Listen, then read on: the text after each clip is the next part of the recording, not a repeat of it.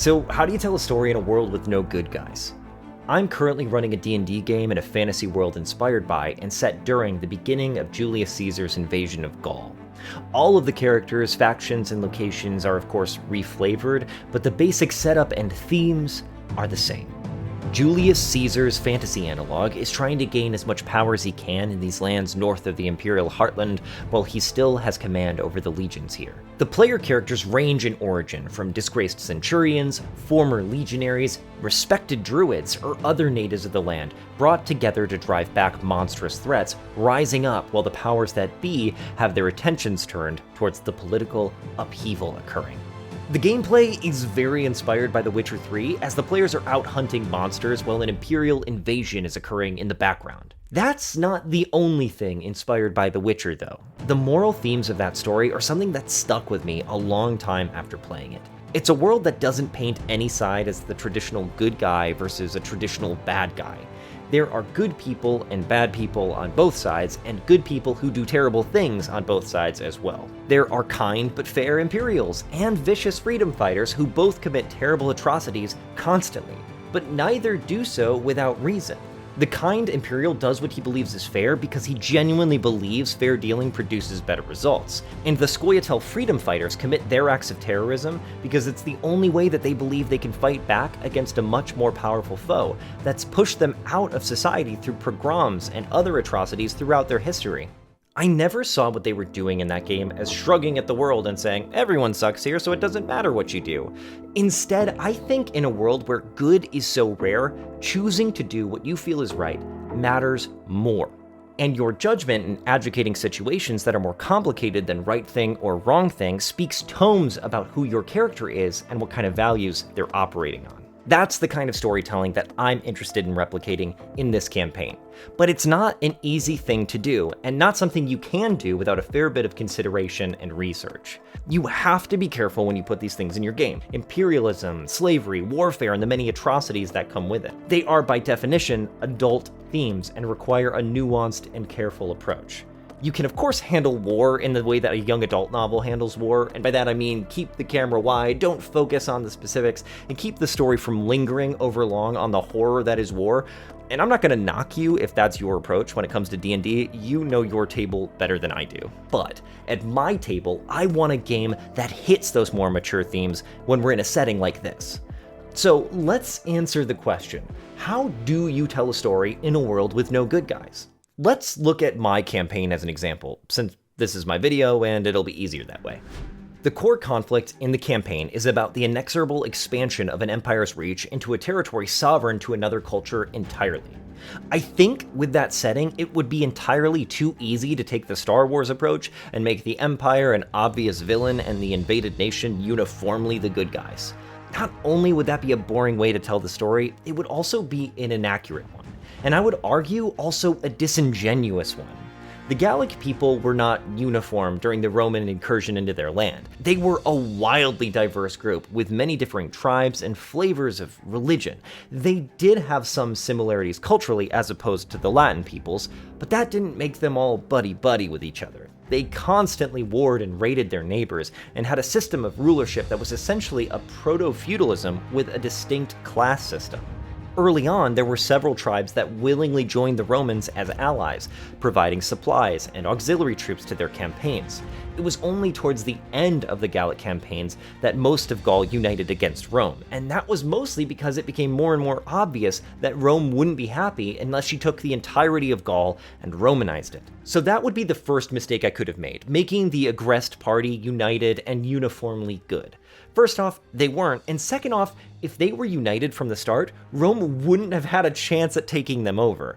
While the Roman legion was impressive and could do things many other armies of its time couldn't, it wasn't invincible, and a combined Gallic response to Roman influence from the start would have easily ended things before they'd begun. Thinking otherwise infantilizes the Gauls. They were an incredibly strong and deadly people in combat, but the Romans were very good at their strategy of divide and conquer. The next mistake I could have made was painting the Imperials with that same broad brush.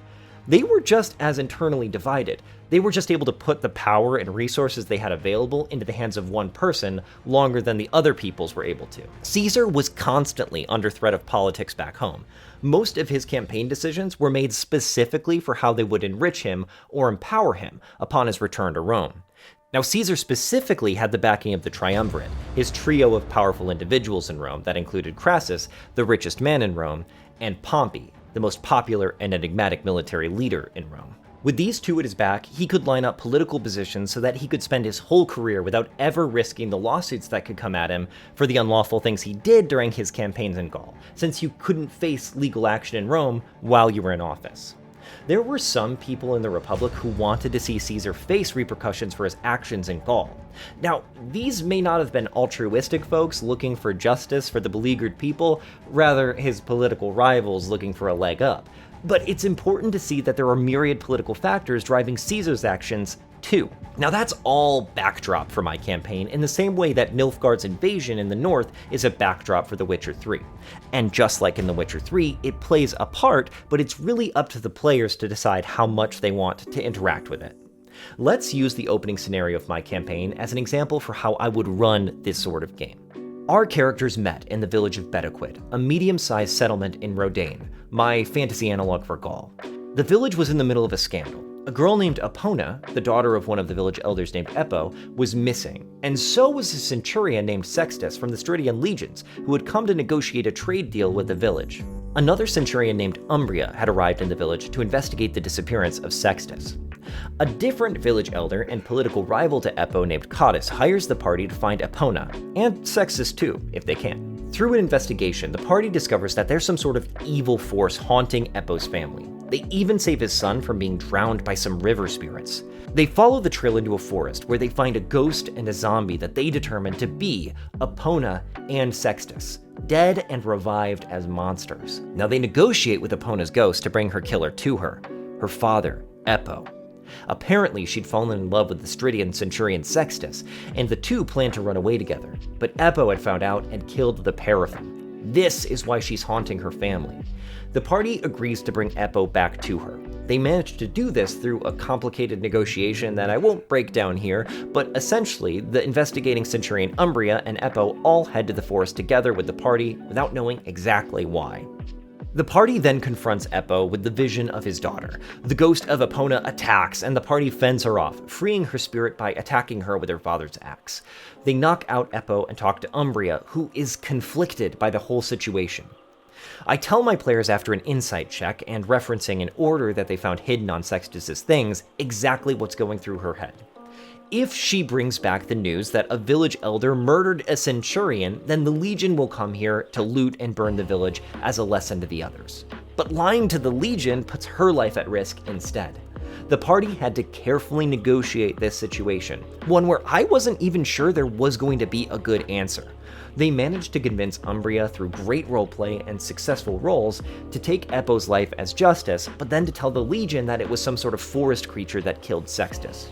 Eppo had a cadre of allies in town that weren't happy with the party for entering the forest with him and then exiting without him, but they simply didn't have the political power to do anything about it with Eppo gone, meaning that the party managed to find the lesser of all possible evils the situation could have resulted in. And honestly, it's a solution that I barely thought was even possible until they pulled it off. Quests like that, where good and evil balance on the edge of a knife and hard decisions must be made, are exactly how you play in a campaign with no good guys.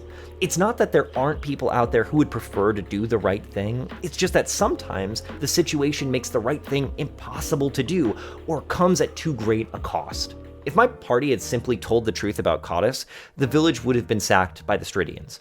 But the alternative would be letting him get away with murder. Only players truly engaged with the world can find that third option, which is exactly the kind of gameplay you want to reward as a dungeon master. Thanks so much for watching, and thank you to my patrons for supporting the content I'm bringing to you. I'm Ben DeHart, and if you like this video, subscribe. Come back and catch the next one. And if you have any good examples of cool moral questions in your RPGs, I'd love to read about them in the comments. See ya.